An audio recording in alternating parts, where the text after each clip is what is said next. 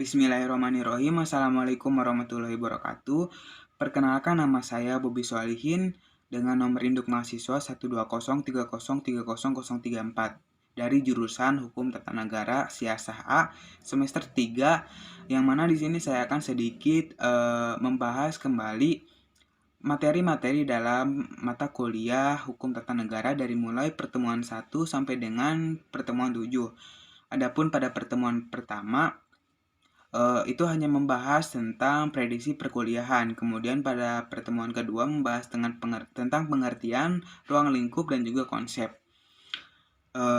Hakikat ilmu secara mitologi atau mitos itu berarti perlu pengujian kebenaran ataupun teori. Nah, dalam sejarahnya ini terdapat di Yunani kuno, yaitu sekitar pada tahun 600 sebelum Masehi.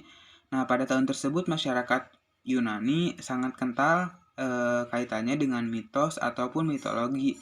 Maka tidak heran jika pada masa itu terdapat kepercayaan kepada dewa yang terkenal sampai dengan hari ini. Akan tetapi kepercayaan tersebut tidak dapat dibuktikan kebenarannya karena hanya dianggap mitos belaka. Nah, maka akibat dari keadaan tersebut, maka muncullah pemikiran-pemikiran kritis yang mana kemudian banyak melahirkan tokoh-tokoh filsuf, diantaranya seperti Thales, kemudian Socrates, Plato, Aristoteles, dan lain sebagainya. Tiga di antara tokoh yang paling terkenal pada masa itu disebut dengan tiga serangkai. Tiga serangkai adalah hubungan antara guru dan juga muridnya, yang mana di dalam pendapatnya itu saling berkesinambungan dan juga saling menguatkan. Mereka adalah Socrates, Plato, dan juga Thales. Masa itu Socrates merupakan seorang filsuf yang kontroversi, yang mana memiliki pemikiran yang bertentangan, bahkan dianggap dirinya telah menghina dewa, hingga pada akhirnya ia dijatuhi dakwaan hukuman mati dengan cara meminum ramuan racun. Kemudian pembahasan ilmu, yakni sistematis dan objektif. Kemudian ada indikator, yang mana terdapat tiga di dalamnya. Yang pertama ada ontologis.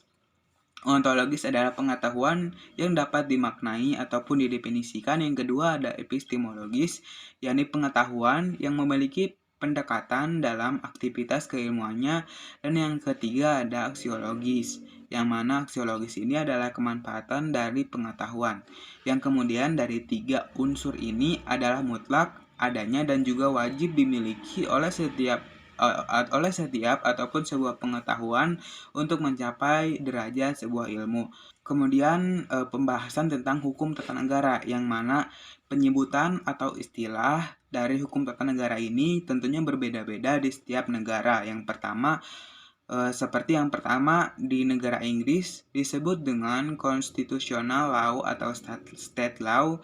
Kemudian di Perancis disebut dengan droit constitutional, dan juga di Belanda disebut juga dengan stratis.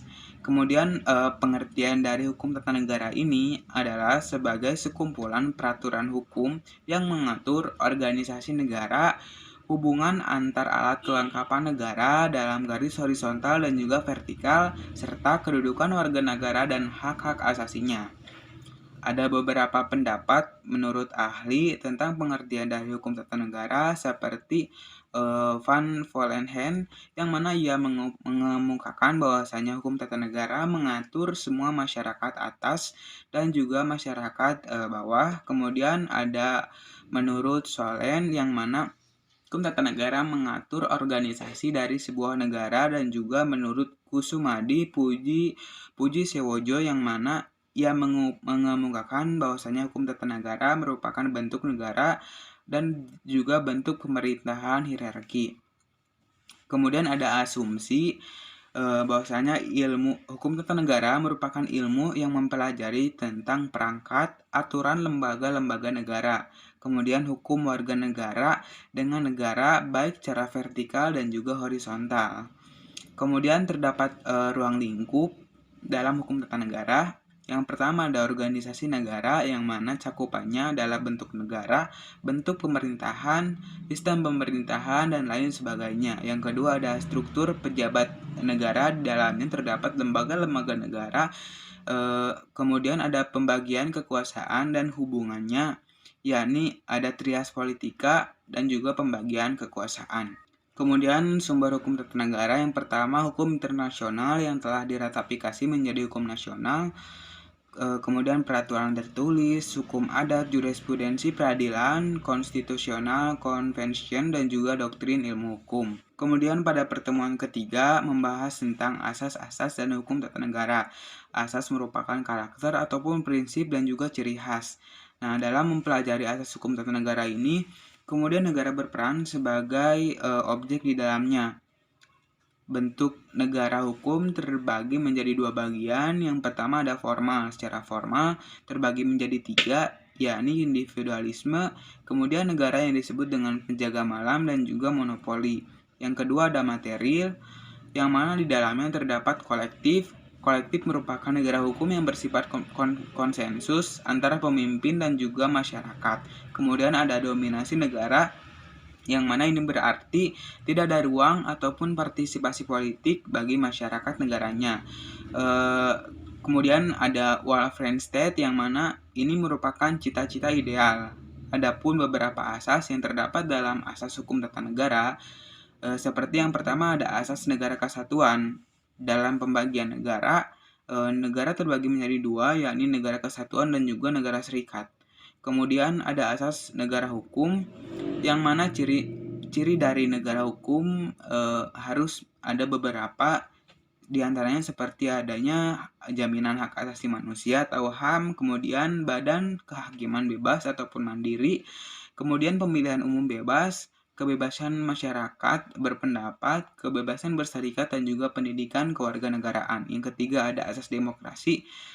Nah, menurut Alvan Gofar, ada beberapa indikator, diantaranya seperti penyelenggaraan kekuasaan berasal dari rakyat, kemudian penyelenggaraan kekuasaan secara bertanggung jawab, kemudian adanya partisipasi langsung ataupun tidak langsung, kemudian adanya rotasi kekuasaan, adanya pemilu, dan juga adanya kebebasan yang dijadikan hak-hak dasar manusia. Kemudian pada pertemuan 4 membahas tentang bentuk dan juga sistem pemerintahan, yang mana Aristoteles berpandangan bahwa ada 4 bentuk pemerintahan, diantaranya yang pertama ada autokrasi, kedua oligarki, ketiga monarki, dan juga keempat republik.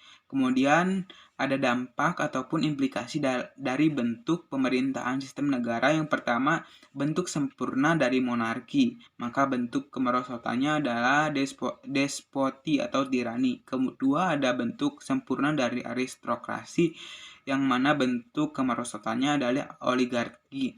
Kemudian ketiga ada bentuk sempurna dari politea, yang mana bentuk kemerosotannya adalah demokrasi. Nah, kemudian ada siklus teori. Pertama itu monarki, kemudian tirani, kemudian aristokrasi, kemudian oligarki, kemudian demokrasi, dan juga terakhir adalah holokrasi. Selanjutnya ada sistem pemerintahan menurut Muhammad Mahfud MD, yang mana ia berpendapat bahwa sistem pemerintahan merupakan sistem hubungan dan tata kerja antara lembaga-lembaga negara. Secara umum ada dua, diantaranya pertama ada presidensial dan yang kedua ada parlementer. Selanjutnya pada pertemuan 6 membahas tentang teori pembagian kekuasaan dan lembaga-lembaga negara. Nah, ada pelaksanaan pembatasan kekuasaan. Yang pertama ada Maurice Duverger, yang mana di dalamnya ada secara langsung, yakni pemilihan para penguasa, pembagian kekuasaan, dan kontrol yurisdiksional. Kemudian yang kedua ada penambahan atau memperkuat kekuasaan pihak yang diperintahkan. Dan yang terakhir ada pengembalian kelaliman pihak penguasa dari masyarakat. Di dalamnya terdapat internal dan juga eksternal.